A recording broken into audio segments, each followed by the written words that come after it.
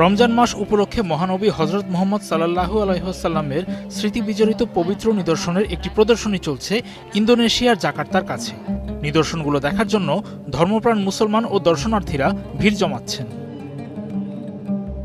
Jakarta থেকে প্রায় ৪৫ kilometre দূরে সিবিনংয়ে মাসব্যাপী এই অনুষ্ঠানের আয়োজন করা হয়েছে।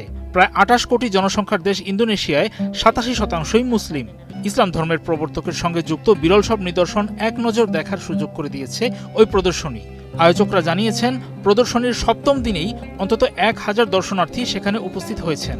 প্রতিদিন সকাল ৯টা থেকে রাত ১০টা পর্যন্ত প্রদর্শনীটি সবার জন্য উন্মুক্ত থাকছে।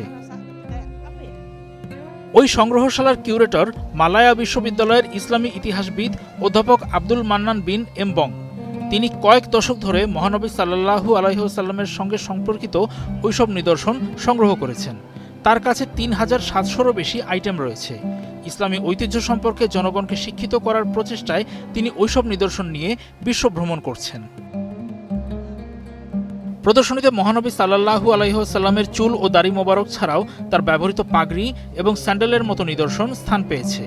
এছাড়া দর্শনার্থীরা তার যুগের অস্ত্রশস্ত্র এবং অন্যান্য সামগ্রী দেখার সুযোগ পাচ্ছেন, যা মুসলমানদের কাছে গভীর সাংস্কৃতিক ও আধ্যাত্মিক গুরুত্ব বহন করে।